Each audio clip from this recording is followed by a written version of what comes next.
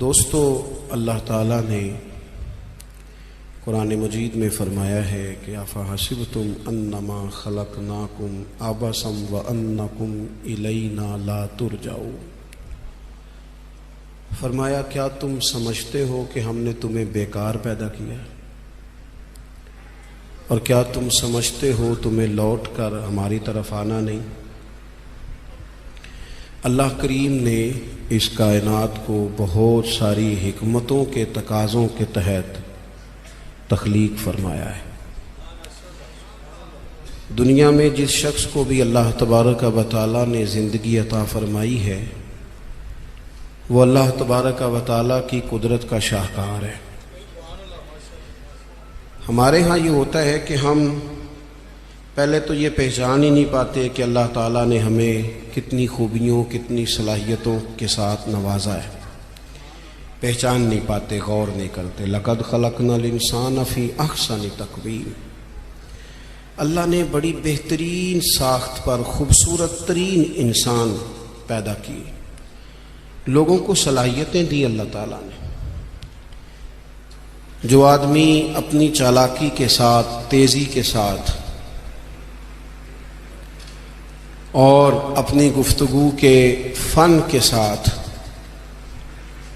کسی بڑے سمجھدار آدمی کو معاذ اللہ دھوکہ دے لیتا ہے اور سیانے لوگوں کو لوگ پریشان کر دیتے ہیں، تو آپ غور فرمائیں، صلاحیت تو اس کے اندر تھی نا، لیکن اس نے غلط جگہ استعمال کی۔ اگر اپنی انہی صلاحیتوں کا وہ صحیح استعمال کرتا تو اللہ تعالیٰ اس سے بہت سارے خیر کے کام لے لیتا۔ پہلے تو ہم پہچانتے نہیں، غور نہیں کرتے۔ وہ جو کہا گیا تھا نا، من عرف نفسہ فقد عرف ربہ، کہ جو اپنے آپ کو پہچان گیا وہی تو اللہ تعالیٰ کو پہچان گیا۔ اپنی صلاحیت پر غور کیا جائے کہ ہم کیا کر سکتے، کون سی خدمت ہے جو اللہ تبارک و تعالیٰ اپنا فضل کرے تو ہم وہ سر انجام دے سکتے ہیں۔ وہ کوئی بھی ہو، ایک بی بی مسجد نبوی شریف میں جھاڑو دیتی تھی، اس کا انتقال ہو گیا، صحابہ نے حضور کی تکلیف کے پیش نظر اطلاع نہ دی کہ محبوب کو تکلیف دینا مناسب نہیں، دفن کر دیا۔ صبح محبوب نے قبر پہ کھڑے ہو کے فرمایا صفیں بناؤ، میں دوبارہ جنازہ پڑھاؤں گا۔ کوئی کام تو کیا نا زندگی میں، کوئی ڈیوٹی تو کی نا۔ ایک تو ہم اپنی صلاحیت کو دیکھو، کسی نے کہا تھا کہ میں کسی شخص سے بیزار نہیں ہو سکتا کیونکہ ایک ذرہ بھی تو بیکار نہیں ہو سکتا۔ ایک تو اپنے آپ کو بیکار نہ سمجھے۔ ہمارے ہاں لوگ کمزور پڑ جاتے ہیں، میں غریب آدمی ہوں، میں پیچھے رہتا ہوں، میری کون سی فوٹو آتی ہے، میں کون سا چار لوگوں میں پہچانا جاتا ہوں، پیسے میرے پاس۔ یہ کمزوریاں ہیں، یہ خود اعتمادی کو ختم کرتی ہیں۔ اپنی صلاحیت کو پہچانا جائے، غور کیا جائے کہ ہم کیا ڈیوٹی زندگی میں کر سکتے ہیں، اس پر توجہ دی جائے۔ اور پھر جب اپنے آپ کو پہچان لیا جائے کہ بھلا میں یہ دیکھیں نا، مدارس، مساجد، خانقاہیں، یہ سارے سلسلے، اس میں اگرچہ نام ایک بندے کا لکھا ہوتا ہے کہ فلانے نے بنائی ہے، لیکن اس میں سینکڑوں لوگ شامل ہوتے ہیں۔ یعنی وہ جگہ دینے والا بھی بڑا باکمال آدمی ہوتا ہے، وہاں ڈیوٹی دینے والا بھی بڑا باکمال آدمی ہوتا ہے۔ یہ بڑے باکمال لوگ ہوتے ہیں۔ کہنا پیر صاحب نہیں ہوتا ہے، تعریفیں پیر صاحب کی ہونی ہوتی ہیں۔ اور اب تو اللہ خیر کرے، بعض آستانوں پہ لوگوں نے باقاعدہ بندے رکھے ہوئے ہیں تعریفیں کرانے کے لیے۔ اللہ والوں کو اس کی ضرورت نہیں ہوتی۔ خوشبو کو بھی کبھی بتانا پڑا ہے کہ میں خوشبو بتایا نہیں کرتی، خوشبو تو آیا کرتی ہے۔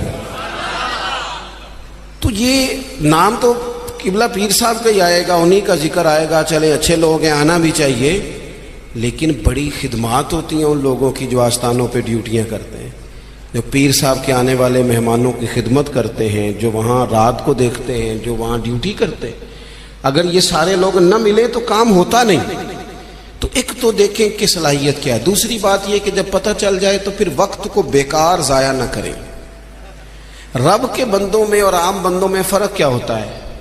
عام لوگ وقت ضائع کرتے ہیں، رب کے بندے اپنے وقت کو قیمتی بنا کے رب رسول کو راضی کر لیتے ہیں. ہمارے اوقات ضائع ہوتے ہیں. ڈھیر سارے لوگ ہیں وہ کہتے ہیں میں بور ہو رہا ہوں. تو میں اکثر کہتا ہوں کہ بور ہونے کے لیے بھی تو ٹائم چاہیے نا. ہمیں تو ٹائم ہی نہیں ملتا، بھلا کس وقت بور ہو، ٹائم ہی نہیں ملتا. وہ جناب آپ پوچھیں کسی آدمی سے کہ یہاں کیوں کھڑے ہو، کہتے ہیں میں ٹائم پاس کر رہا ہوں. تو میرا کئی دفعہ دل کرتا ہے پوچھنے کو کہ آج آپ نے ایک سپارہ قرآن پاک کا پڑھا ہے؟ محبوب تو پوچھتے تھے نا صحابہ سے صبح کہ آج کسی نے جنازہ پڑھا ہے، مسکین کو کھانا کھلایا ہے، آج فلاں آدمی نے کوئی نیکی کی. محبوب سوال کرتے تھے. تو ٹائم پاس کر رہا ہوں جی. بھی اتنا ٹائم آیا کہاں سے جسے پاس کرنا پڑا؟ بعضوں کا 1 منٹ ٹھہرنا میں آیا. او بھئی 1 منٹ میں 3 دفعہ سورۃ اخلاص پڑھی جا سکتی ہے اور پورا قرآن پاک پڑھنے کا ثواب ہے. آپ نے 1 منٹ کو ایسے سمجھ لیا ہے وقت کا ضیاع. یہ بہت سارے لوگ ہیں جو تبصرے کرتے ہیں، فارغ ہیں، کام کوئی نہیں، اس پر بھی تبصرہ، اس پر بھی تبصرہ، اس کی بھی بات کرو. بھئی اتنا تو ٹائم ہی نہیں ہے کہ آپ اس کی بات کریں. اتنا کہاں سے وقت آیا؟ نبی پاک علیہ الصلوۃ والسلام نے فرمایا، یہ سیاستہ میں حدیث موجود ہے، فرمایا جب صبح سورج طلوع ہوتا ہے تو دن جب چڑھتا ہے تو دن اعلان کرتا ہے، وہ دن اعلان کرتا ہے کہ لوگوں میں آج آیا ہوں، آج کے بعد دوبارہ نہیں آؤں گا. اگر جو کام تم نے کرنا ہے وہ آج کر لو، میں آج آیا ہوں، آج کے بعد دوبارہ. آج 10 ستمبر کو جس بندے نے سارا دن قرآن پاک نہیں نہ کھولا، یہ اس سال کا 10 ستمبر اسے دوبارہ نہیں ملے گا زندگی بھر. جس نے آج صبح سے ایک دفعہ بھی، میں اکثر کہتا ہوں نبی پاک علیہ السلام نے سارے دن اور ساری راتیں امت کو یاد کیا، اور سارا دن ہی گزر گیا، امت نے ایک بار بھی درود و سلام نہیں پڑھا. سارا دن ہم نے بہت ساری خیر کر سکتے تھے، اچھا مشورہ دے سکتے تھے، کوئی بات سیکھ سکتے تھے، لیکن وقت ضائع کرتے. اپنے اوقات کو مرتب کریں. ہمارے بزرگوں کے ٹائم مرتب تھے، طے تھے. امام بخاری اگر ہماری طرح ہوتے تو قرآن مجید کے بعد ایک صحیح ترین کتاب ہمیں دے پاتے. امام مسلم کا بھی اگر وہی حال ہوتا جو آج ہمارا ہے. ڈھیروں لوگ ہیں جنہوں نے بخاری پڑھی نہیں، پوری مسلم شریف کو پڑھا نہیں، اور انہوں نے کتنی محنت کر کے احادیث پر گفتگو کر کے فرق نکال کے کہ یہ حسن ہے، یہ ضعیف ہے، یہ صحیح ہے، یہ متواتر ہے، انہوں نے ہمارے سامنے رکھی. اعلیٰ حضرت فاضل بریلوی نے 1000 کتاب لکھی ہے. کتنی؟ اور کتاب ایسی نہیں کہ وہ مطلب کانٹ چھان کے کتاب بنا لی ہو، وہ جس سمت آ گئے ہیں سکے بٹھا دیے. کام ان لوگوں کا مرتب تھا، ان کے وقت میں برکت تھی. حضرت عمر بن عبدالعزیز رحمۃ اللہ علیہ سے ایک دن ان کے خادم سے آپ نے کوئی کام کہا تو کہنے لگا حضور یہ کام کل کر لیں گے. تو آپ فرمانے لگے یہ کام اگر کل کریں گے تو جو کام کل کرنے ہیں وہ کب کریں گے؟ ہمارے ڈھیر سارے لوگ ہیں جنہوں نے ابھی تک طے ہی نہیں کیا. آپ نماز نہیں پڑھتے، کہتے ہیں بس میں حج کا رہا ہوں، شروع کرنی ہے. تو اگر حج پہ نہ جا سکے، خدا نخواستہ اللہ معاف کرے، تو پھر نماز پڑھنی نہیں ساری عمر. میں وہ بچوں کی شادی کر لوں پھر میں ٹھیک ہی ہوں. تو اگر ایسا وقت آیا ہی نہ ہو، خدا نہ کرے، تو پھر کیا پڑھنی نہیں. میں بہت سارے لوگوں سے کہتا ہوں داڑھی شریف رکھ لو، کہتے میں آج نیک نہیں. تو میں نے کہا داڑھی کی قسم ہی اٹھانی تھی، بس نیک ہونا تو رکھنی ہے. روٹی کی اٹھاؤ نا کہ جب تک نیک نہیں ہونا کھانی نہیں. یہ کرو نا بات، باقی سارے کام چل رہے اور اس پر آپ کسی کو توجہ دلائیں، بلکہ بعض نے چھوٹی رکھی بھی ہوتی ہے. تو میں کہتا ہوں چھوٹی والے کو بھی تو لوگ مولوی کہتے ہیں نا، تو اسے پوری کر. اپنی مرضی کی کیوں رکھتا ہے؟ رب رسول کی مرضی کی رکھ. کام جو کرنا ہے اسے شروع کیا جائے. جو ڈیوٹی کرنی ہے اسے، ہمارے ملک میں رواج بنا دیا گیا ہے کام نہ کرو بیسے کرو، کام نہ کرو کیچڑ اچھالو. یہ دیکھو نا کتنی تکلیف ہے سیلاب والوں کو، کتنی تکلیف ہے. ہمارے وہاں دوست موجود ہیں، اپنی ہمت کے مطابق کام کر رہے ہیں. میں خود بھی وہاں حاضر ہوا تھا. اب وہ کہتے ہیں کہ جلدی امراض ہونے لگے. یعنی ایک طرف وہ بندہ ہے جو نخرہ کر رہا ہے کہ یہ روٹی میں نے نہیں کھانی، یہ سالن لے جاؤ، اور دوسری طرف ماں کے کہتی ہے کہ صرف میرے بچے کو زخم ہو گئے ہیں، کیڑے کھڑے ہیں پانی میں، جلدیں پھٹنے لگی ہیں، صرف دوائی چاہیے. تو کیا رب کریم نے حساب نہیں لینا؟ چلے مہربانی کرتے، وزیروں نے تو نہیں جانا تھا، پیر ہی ایک ایک دورہ کر آتے، تھوڑی سی توجہ کر لیتے۔ کیا یہ محبوب پاک کو راضی کرنے کا طریقہ نہیں؟ کیا حضور نے فرمایا نہیں جو میری امت سے محبت کی جس نے اسی نے مجھ سے محبت کی؟ کیا فرمایا نہیں جب میری امتی کو تکلیف ہوتی ہے تو مجھے تکلیف ہوتی ہے؟ یہ کام نہیں خیر کا؟ خدا کے بندے تو ہیں ہزاروں، بنوں میں پھرتے ہیں مارے مارے، میں اس کا بندہ بنوں گا جس کو خدا کے بندوں سے پیار ہوگا۔ اپنے اوقات کو مرتب کریں۔ ہمارے ہاں مزاج نہیں کام، یہ دیکھیں نا جلسے ہو رہے ہیں، آ رہا ہے فلانا جا رہا ہے، یہ ہو رہا ہے، اور سب سیاسی جماعتیں اللہ ماشاءاللہ جتنے خرچے یہ ان کاموں پہ کرتے ہیں نا، اس سے آدھے خرچے اگر کریں۔ آپ گاڑیاں سجا رہے ہیں، فلان ہو رہا ہے، پجاروں نکلی ہوئی ہیں، فلاں کام ہو رہا ہے، اور دوسری طرف حال یہ ہے کہ لوگ چار پہیاں کھڑی کر کے ان کے اوپر چادریں ڈال کے اپنی بیٹیوں کو چھپائے بیٹھے ہیں۔ نہ ادھر ادھر کی تو بات کر، یہ بتا کہ قافلہ کیوں لٹا، مجھے رہزنوں سے غرض نہیں، تیری رہبری کا سوال ہے۔ تھوڑا سا توجہ دینے کی ضرورت ہے کہ ہم ترجیحات ہماری کیا ہیں، ہم اصل میں کرنا کیا چاہ رہے ہیں، ہمارا رستہ اور سفر کیا ہے۔ وہ ایک علاقے میں نا، بلکہ یہ میرپور جب ایک دفعہ تاریخ بتاتی ہے کہ سارا کسی حادثے سے ٹوٹ گیا تھا، تو ایک آفیسر کہتے ہیں میری یہاں ڈیوٹی تھی، کیونکہ شہر سارا ہی ایک دفعہ الٹ پلٹ ہو گیا تھا، تباہ ہو گیا تھا، تو میں نے دیکھا ایک بوڑھا شخص اور اس کی بیوی 2 بوریاں گدے پہ رکھے ہوئے آ رہے ہیں۔ میں نے آگے بڑھ کے سلام لی، بابا جی کدھر جا رہے ہو؟ کہنے لگے پوچھنا تھا وہ بیت المال کا دفتر کہاں ہے، کہاں جہاں خزانہ جمع کرایا جا رہا ہے؟ تو میں نے کہا بابا جی میں ہی ہوں دفتر کا آفیسر، آپ نے کیا جمع کرانا ہے؟ تو کہنے لگے میں نے اور میری بیوی نے کانپتے اور بوڑھے ہاتھوں سے محنت کر کے یہ کچھ سونا چاندی ملبے کے نیچے سے نکالا ہے، بیت المال میں جمع کرانا ہے۔ تو میں نے کہا بابا سارے لوگ گھر لے جاتے ہیں، آپ بیت المال میں لے آئے؟ کہنے لگے پتر شہر سارا ٹوٹ گیا ہے، یہاں ہمارے بزرگوں کی قبریں ہیں، ہم تعاون کرنا چاہتے ہیں ہمارا شہر پھر سے آباد ہو جائے۔ شہر آباد ہوں گے تو گھر بھی انشاءاللہ بانی جائیں گے۔ وطن جب رہتے ہیں نا تو پھر سارے کام ہی چلتے رہتے ہیں، لیکن آپ پرواہ ہی نہ کریں، وقت کو ضائع کریں اور فضول ابحاث میں ٹائم ضائع کریں، کوئی معنی نہیں۔ آپ دیکھیں نا نبی پاک صلی اللہ تعالی علیہ وسلم نے فرمایا وہ بہترین مسلمان ہے جو لا یعنی باتیں چھوڑ دے، بے مقصد باتیں زندگی میں چھوڑ دے، بس با مقصد باوقار پتے کی بات زندگی میں کریں، وقت کو ضائع نہ کریں۔ اور جن لوگوں نے اپنا وقت مرتب کیا، کام کیا، ڈیوٹی کی زندگی میں، حضرت عمر بن عبدالعزیز کی عمر 39 سال ہوئی ہے، پوری 40 نہیں، کتنی بولیے؟ 39 سال کی عمر میں یہ بندے نے روز قرآن پاک بھی پڑھا، درود پاک بھی پڑھا۔ اس شخص نے امت کو عدل و انصاف سے بھی بھرا، مساجد بھی بنائی، انہوں نے مدارس بھی قائم کیے، خدمتیں بھی کی، عمر 39 سال پائی، لے سجنا اسا توڑ ہی نہیں پائی، تو جان بھی دیتی تیرا تیرے۔ ہم نے تو طے ہی نہیں کیا آج تک۔ یہ بہت سارے نوجوانوں کو میں دیکھتا ہوں ساری دن تصویر پہ گزر جاتا ہے، سارا دن فوٹو آنی چاہیے۔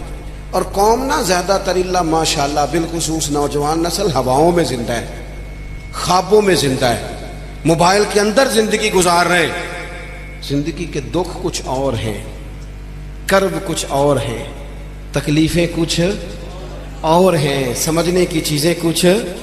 جب دوائی کی ضرورت ہو تو پھر گوشت سے پیٹ نہیں بھرا جاتا، پھر دوائی ہی کھانی پڑتی ہے۔ ترجیحات اور ہیں، ہمیں اور طرف بڑھنا ہے اپنے آپ۔ اور جب بندہ مرتب زندگی گزارتا ہے نا، جس مقصد کے لیے رب کریم نے اسے بھیجا، الذی خلق الموت والحیات لیبلوکم ایکم احسن عملا، جب وہ بہترین عمل کرتا ہے تو پھر وہ کافر کا نظریہ ہے کہ مر جائیں گے تو فنا ہو جائیں گے، زندگی میں جو موج کرنی ہے کر لو، یہی ہے سارا کچھ۔ مومن کو تو بتایا گیا ہے کہ تو یہاں قیدی ہے، تیری یہاں زندگی رب چاہی گزار، دنیا میں اللہ رسول کی مرضی پہ چل، قیامت کے دن اللہ تبارک و تعالی جنت میں تجھے ساری نعمتیں عطا فرما دے گا۔ یہ کووڈ-19 کے دن تھے نا، تو مجھے ایک سرکاری ادارے میں مدعو کیا گیا، کہنے لگے جی خوف بڑھا ہے لوگوں پہ، کورونا سے ڈرتے ہیں. بعض لوگ تو ایسے ہیں جو کسی جگہ ہاتھ، یہ ٹینشن بڑی سوار ہوتی ہے نا. ایک صاحب میرے سامنے بیٹھ کے کہنے لگے جی مجھے تو زیادہ لوگ جمع ہو جائیں تو گھٹن ہونے لگ جاتی ہے، تو یہ قبر میں تو میں تو بڑا خوف کھاتا ہوں. تو میں نے ان سے کہا قبر کھڈا ہے، گڑھا ہے، دوزخ کے گڑھوں میں سے گڑھا ہے، حدیث سے صحیح موجود ہے، بات بالکل ٹھیک ہے. لیکن قبر کی ایک دوسری حالت بھی ہے جو بندہ مومن کے لیے. آپ کا جو خیال ہے نا سانس کیسے آئے گی، چاروں جانب سے بند ہے، تو جو رب ماں کے پیٹ میں بندے کو سانس کے لیے موقع دیتا ہے نا، اور اگر کوئی اس سے بھی زیادہ آسان بات سمجھنا چاہے تو انڈا چاروں جانب سے بند ہوتا ہے، سوراخ بھی کوئی نہیں ہوتا. چاروں، میری طرف دیکھیں جی، چاروں جانب سے انڈا بند ہوتا ہے، لیکن جب چوزا نکلتا ہے تو زندہ بھی نکلتا ہے، سانسیں بھی لیتا ہے اور خوبصورت بھی نکلتا ہے. تو جو مالک وہاں اس کے لیے ساری آسانیاں فراہم کرتا ہے وہ قبر میں بھی فرمائے گا.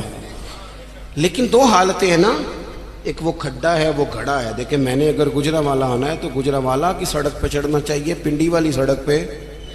تو اگر کوئی سڑک ہی اختیار کی ہو جو سیدھی کھڈے میں جاتی ہو، تو اس نے تو سڑک جان بوجھ کے اختیار کی ہے. نہ حلال حرام کی تمیز ہے، نہ بولنے میں احتیاط ہے، نہ کوئی پرواہ ہے، نہ بیٹیوں کا حق دیا ہے، نہ بہنوں کو ان کا حق دیا ہے، نہ ذمہ داریوں کا احساس کیا ہے. تو پھر اللہ معاف فرمائے، اس نے تو سفر ہی کھڈے کا شروع کیا.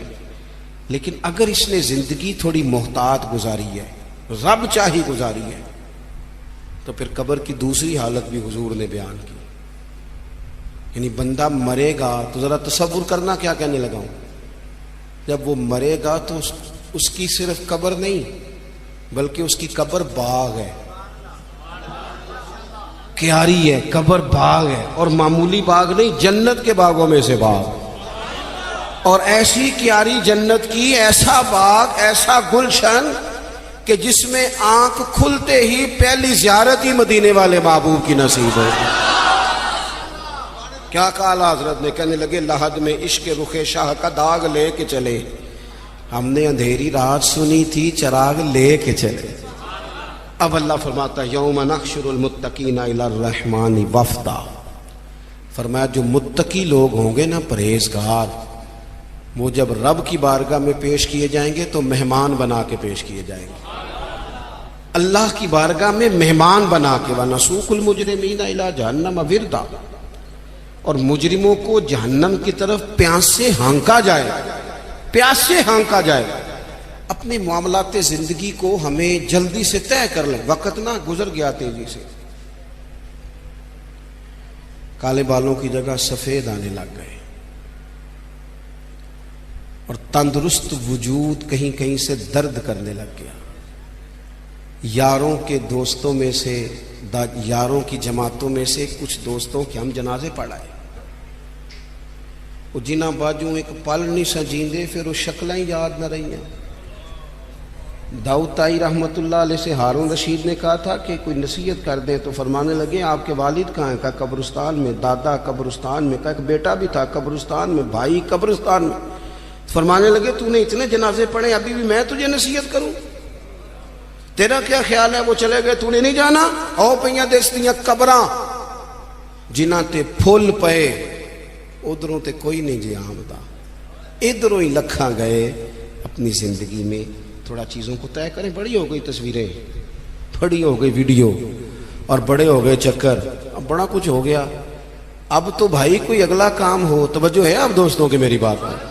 اب کچھ تھوڑی سی نا تیاری ہو. اور آخری بات یہ صوفیاء کرام تھے نا، ان کے مصلے آباد تھے، اللہ اللہ کرتے تھے، ہماری جان نہیں چھوٹتی. اب تو ڈاکٹر کہتے ہیں کہ بہت سارے لوگ چونکہ وہ زندگی موبائل پہ گزارتے ہیں تو گہری نیند سو ہی نہیں پاتے، ہر وقت توجہ کہیں اور لگی ہوئی ہوتی ہے، ہر وقت وہ تو سنجیدہ مطلب سو ہی نہیں پاتے. چار چار موبائل رکھے بزنس مین صاحب نے، اللہ کسی کو کوئی بات سنا رہے ہیں، کسی کو کوئی سنا رہے ہیں، یاد ہی نہیں رہتا میں نے سویرے کیا کہا تھا.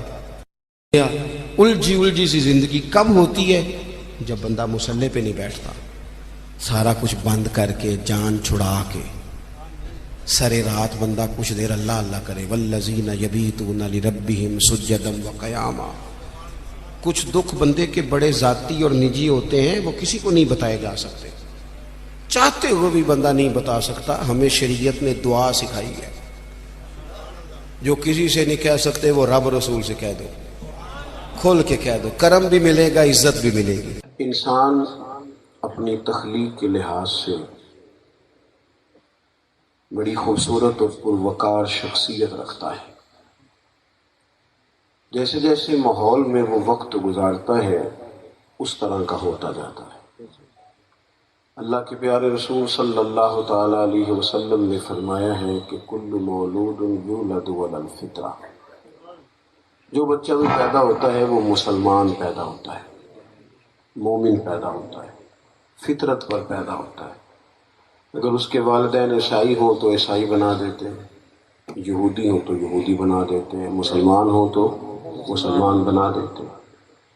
ہمارے ہاں جو آدمی بڑے عہدے پر فائز ہوتا ہے نا، بڑے عہدے پر، اس کو بھی ضرورت ہوتی ہے کسی سے بات کرنے کی، اپنے دل کی بات سنانے کی، اسے بھی ضرورت ہوتی ہے کسی ایسے شخص کی جو اس کے لیے دعا کرے، جو اس کا خیال کرے، جو اس کے لیے محبت کے جملے بولے، وہ کتنا بڑا بھی ہو جائے۔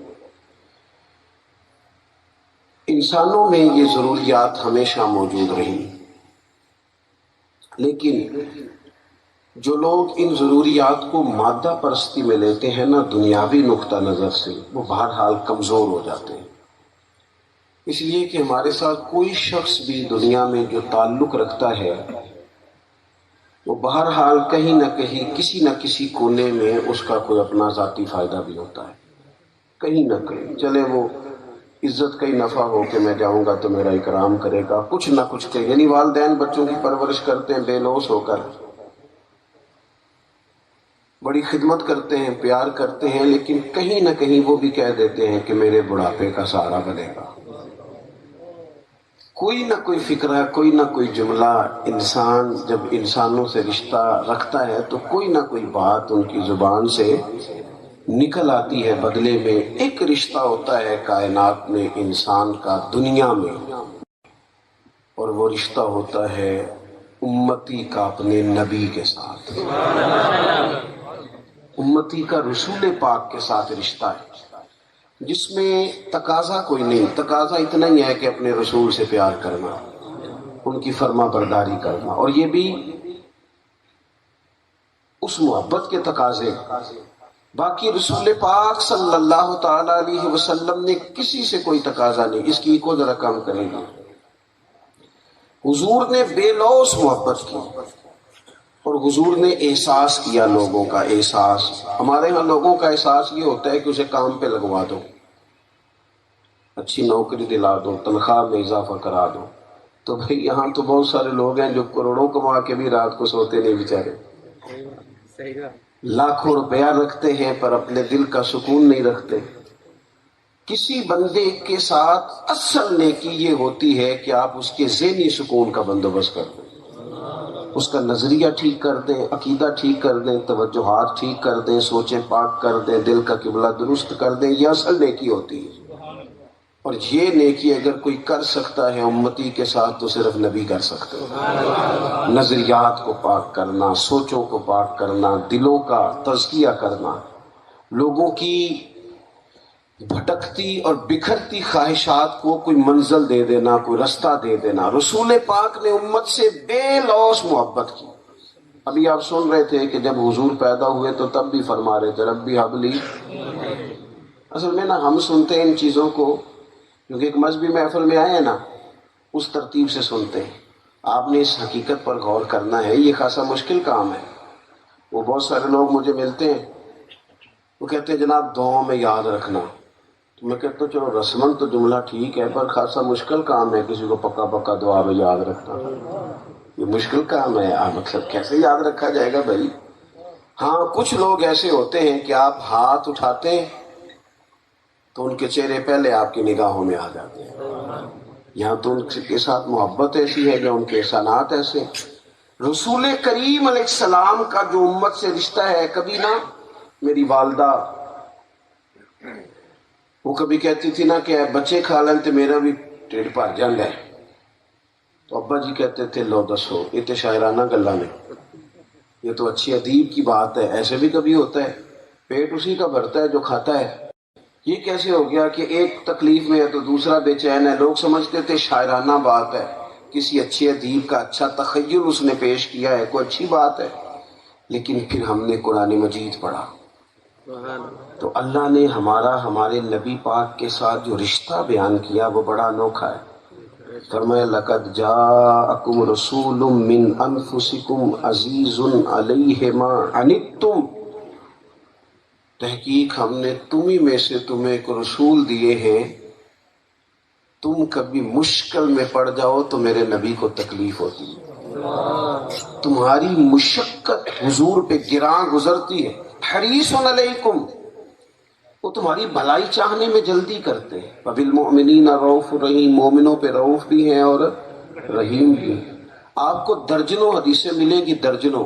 آپ لوگ اگر سارے موبائل ہی چلائیں گے تو میں تصویریں کھنچوانے تو آیا نہیں، اور نہ یہ کوئی سیاسی جلسہ ہے کہ جس میں 2500 فوٹو ہو جائے گی تو پھر یہ اخبار میں آئے گا۔ چھوڑیں، کچھ تصویریں فرشتوں کو بھی بنانے دیں، اور بھی غم ہے زمانے میں محبت کے سوا۔ بڑی ہو گئی جی ماشاءاللہ، آپ بھی اگر بیٹھ جائیں گے تو آپ کو بھی اطمینان رہے گا، ہمیں بھی ذرا رہے گا، اور کیسے کبھی کبھی کیمروں سے باہر بھی آنا چاہیے۔ اللہ تعالیٰ فضل عطا فرمائے، تھوڑی سی توجہ کریں۔ اب تو یہ نفسیاتی مسئلہ ہے، ہم چاہتے تھے ہمارے بچے ڈاکٹر بھی بنے، انجینئر بھی بنے، لیکچرار بھی بنے، عالم بھی بنے، سارا کچھ بنے، لیکن تو سارے صحافی بننے لگ گئے۔ سب کے پاس اندر کی خبر ہے، ہر ایک کی جیب میں موبائل ہے، سارے فوٹو بنا رہے۔ یہ ایک مخصوص لوگوں کو کرنے دیں۔ تھوڑی سی میری باتیں سنیں، چند ایک باتیں میں نے بات سمیٹ دیں گی۔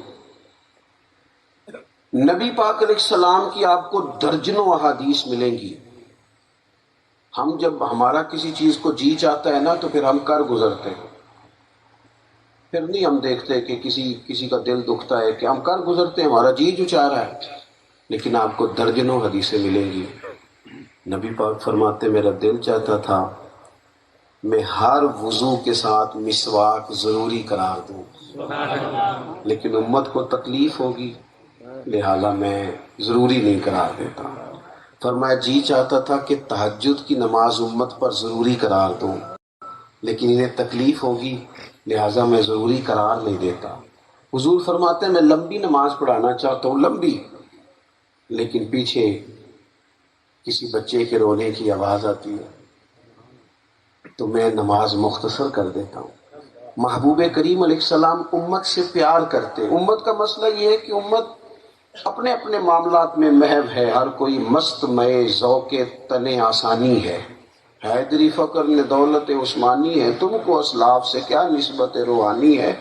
ہم جو کام کر رہے ہوتے ہیں نا، میں ابھی تھوڑی دیر پہلے کہہ رہا تھا، ہمارا کام ہم پہ حاوی ہو جاتا ہے۔ یعنی وہ پیر صاحب میری طرح کے نا گھر بھی جائیں تو ان کا دل ہوتا ہے سارے اٹھ کے کھڑے ہو جائیں، یہ حضرت صاحب جو آ گئے ہیں۔ جج صاحب کا خیال ہوتا ہے گھر بھی جاؤں تو 2-4 بندے کو فیصلہ ہی کرا لیں مجھ سے۔ ٹیچر کا خیال ہوتا ہے میں گھر جاؤں تو سارے کتابیں نکال لیں اور پڑھائی شروع ہو جائے۔ او بھائی آپ کہیں ٹیچر ہوں گے اچھی بات ہے، استاد شیخ مفتی پیر آپ ہوں گے سارا کچھ، لیکن آپ کسی کے بیٹے بھی تو ہیں نا، کسی کی شوہر بھی تو ہے نا، کسی کے بھائی بھی تو ہیں نا۔ آپ کا بیٹا آپ سے لپٹنا چاہتا ہے، آپ کی بیٹی آپ کو بات سنانا چاہتی ہے۔ حضور کے دل میں اتنا احساس، باہر سارا دن امت کا احساس کرتے، اور گھر میں یہ حال تھا کہ سیدہ عائشہ صدیقہ رضی اللہ تعالیٰ عنہ فرماتی ہیں جتنی دیر گھر رہتے تھے نا، گھر والوں کا کوئی نہ کوئی کام ہی کرتے رہتے تھے۔ ہم بن کے بیٹھ جاتے ہیں مخدوم، یہ جو بندہ کچھ بن کے بیٹھ جاتا ہے وہ بیچارہ بڑی تکلیف میں آ جاتا ہے۔ یعنی وہ میری طرح کا آدمی سوچتا ہے یار ہے فلانے بن سلام ہی نہیں کی تھی، دیکھو فلاں آدمی نے، وہ اس چکر میں اتنا الجھ جاتا ہے کہ اس کی زندگی کی بہت ساری خوبصورتیاں انہی کہانیوں کی نظر ہو جاتی ہیں۔ رسول پاک نے پیار کیا لوگوں سے، حضور نے محبت دی، اور نبی پاک کی طبیعت کسی پر بوجھ نہیں بنتی تھی، بالکل نہیں، کسی کے لیے آزمائش نہیں، سادہ کھانا، زمین پہ اور ایک اور بات،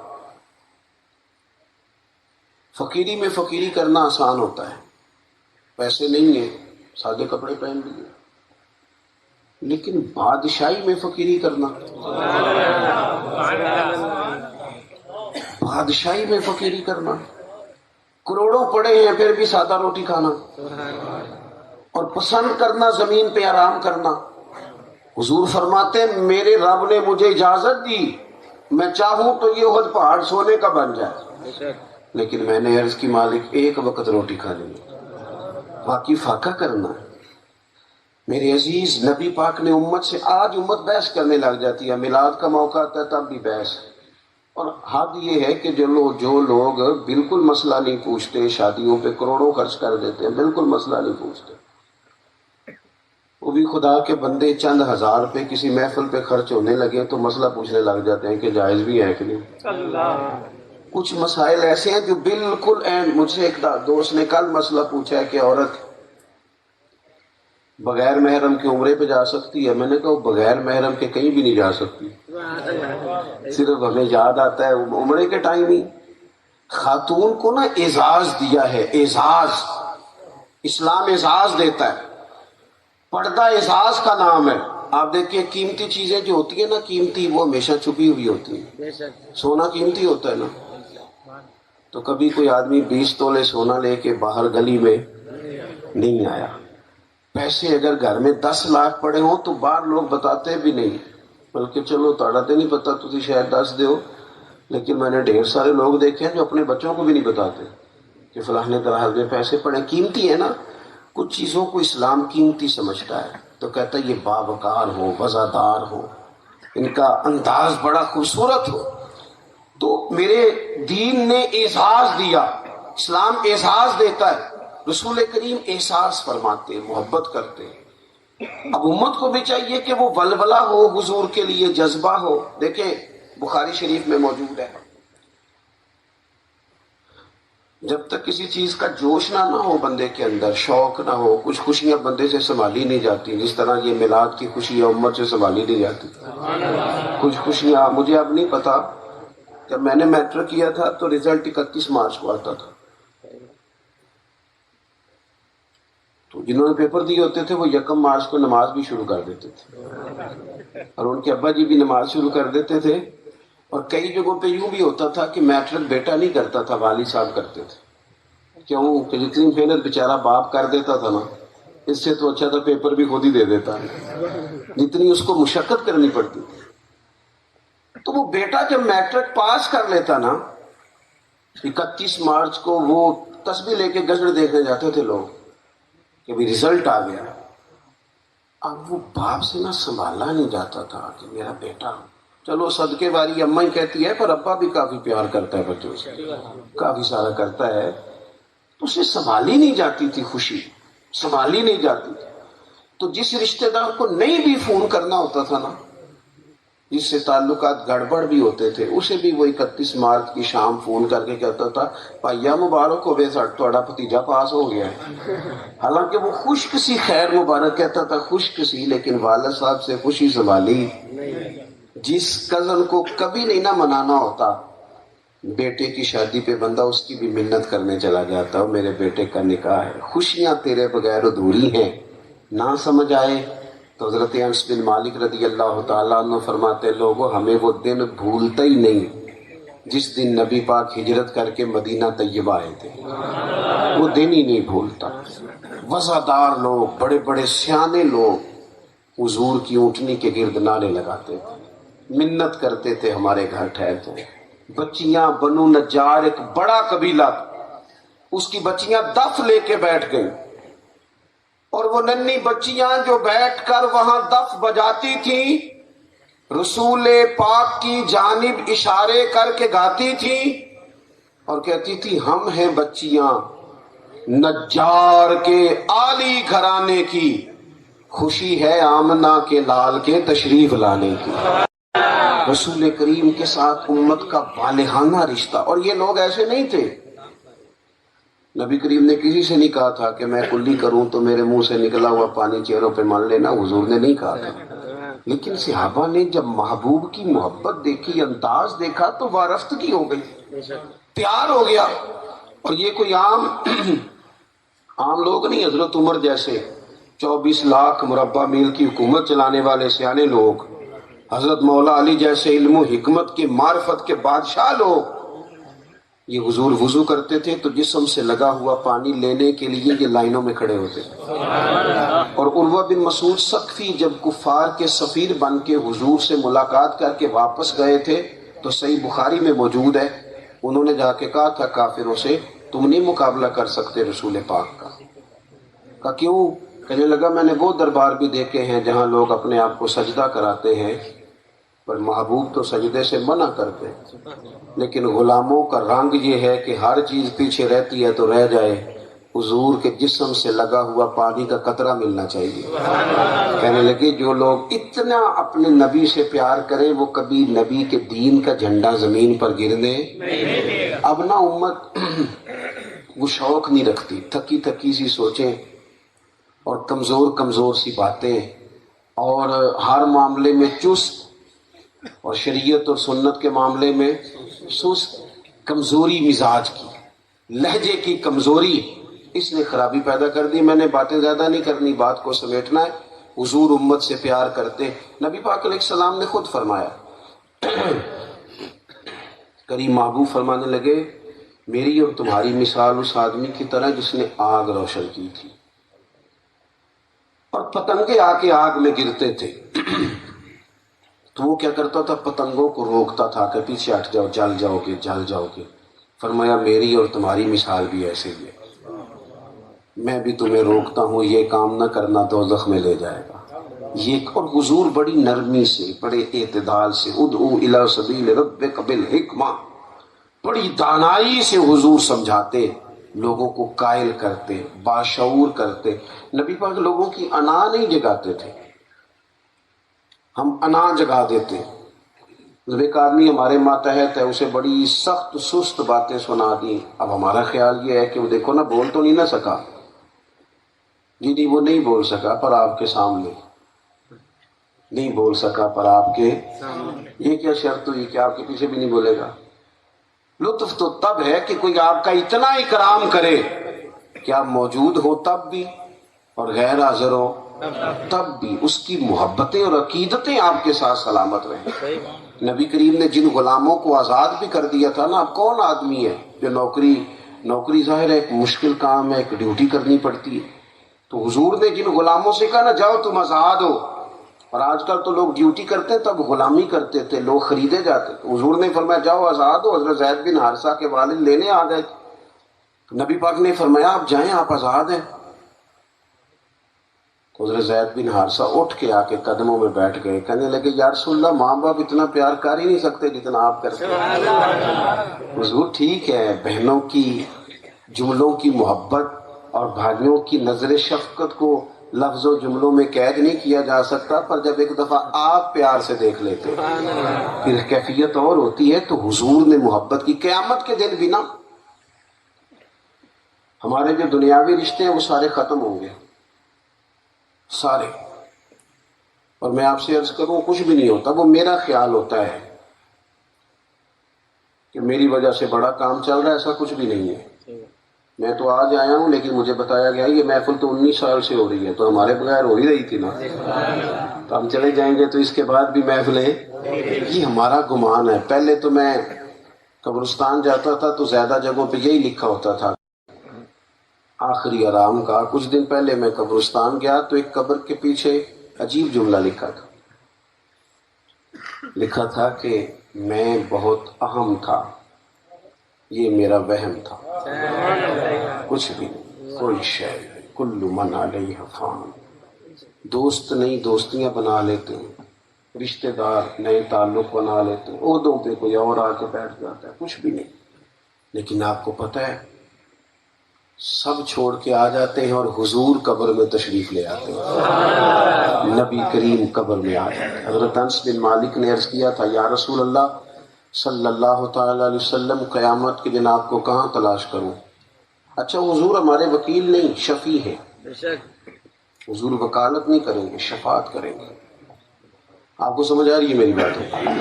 حضور وکالت نہیں کریں گے، شفاعت کریں گے. وکیل وہ ہوتا ہے جو کہتا ہے جناب یہ جو جس کا میں مقدمہ لڑ رہا ہوں نا میرا موکل، اس نے کوئی جرم نہیں کیا، معاف کر دو. اس نے کیا ہی نہیں، الزام ہے، معاف کر دو. پھر سمجھے وکیل کہتا ہے اس نے کچھ نہیں کیا، معاف کر دیں، بری کر دیں، یہ وکیل ہوتا ہے. اور جو شفیع ہوتا ہے نا، وہ کہتا ہے اس نے سارا کچھ ہی کیا ہے، آپ میرے آنے کا مان رکھیں. اس نے ساری غلطیاں کی ہیں، اس نے سارے جرم کیے ہیں، خطائیں کی ہیں. امام کہتے ہیں وسعتیں دی ہیں خدا نے دامن محبوب کو، جرم کھلتے جائیں گے قیامت میں، جرم کھلتے جائیں گے پر وہ چھپاتے جائیں گے. حضور چھپائیں گے، کھلیں گی غلطیاں. حضرت انس بن مالک نے کہا یہ ترمذی میں حدیث ہے، بس میری بات مکمل ہو گئی. عرض کی یا رسول اللہ صلی اللہ تعالی علیہ وسلم قیامت کے دن آپ کو کہاں تلاش کروں؟ تو فرمایا 3 جگہوں پہ. ایک تو امت پیاسی آئے گی، میں حوض کوثر پہ جام پلاؤں گا. میری مسجد میں بھی جب لوگ آتے ہیں نا مجھ سے ملنے، ہمارے ہاں بھی، تو میں اٹھ کے خود نہیں پانی پلاتا، میں بھی دوستوں سے کہتا ہوں پانی لاؤ، ان کی فلاں خدمت کرو. روٹین ہی یہ ہے. لیکن حضور فرماتے ہیں قیامت میں جب امت آئے گی تو یا رسول اللہ بلال پلائیں گے جام کوثر، حضرت صہیب پلائیں گے، سلمان پلائیں گے؟ فرمایا نہیں، میں اپنے ہاتھوں سے پلاؤں گا. حضور میزبانی کریں گے. دیکھو نرخ بازار محبت کا انوکھا ہی ہو گیا، اور خود خریداروں میں شامل آ کے مولا ہو گیا. نبی کریم علیہ السلام سے عرض کی حضور وہاں ملاقات نہ ہو. فرمایا پھر تم میزان عمل پہ آنا، امت کے اعمال تلیں گے اور میں وہاں کھڑا ہوں گا جب ان کا حساب ہو رہا ہوگا. کہ وہ دے کولوں کہ رب نے حساب لینا جیڑا بیٹھا ہی محمد دے کول ہو صلی اللہ تعالی وسلم.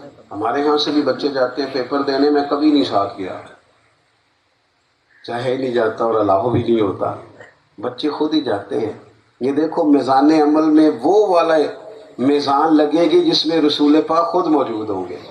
فرمایا میزان عمل پہ. اور تیسرا محبوب فرمانے لگے جب امت پل صراط سے گزرے گی تو میں وہاں موجود ہوں گا. تھوڑا سا نہ ہمیں کریں اپنا اپنا کام جو ہم کرتے ہیں، پر اپنی توجہ اللہ رسول کی جانب کر دیں. ہم نا بڑی بڑی گاڑیوں میں جلدی تھک جاتے ہیں، ہمارا بڑی بڑی تنخواہوں پہ مشکل سے گزارا ہونے لگا ہے، ہم ہزاروں جاننے والوں کے بیچ تنہا زندگی گزار رہے ہیں. مادہ پرستی نے، دنیا کی جور نے، جبر نے ہمیں کمزور کر دیا ہے. اپنے معاملات کو سمیٹے. جس طرح جسم کھانا پینا اور سونا مانگتا ہے نا، روح عبادت مانگتی ہے.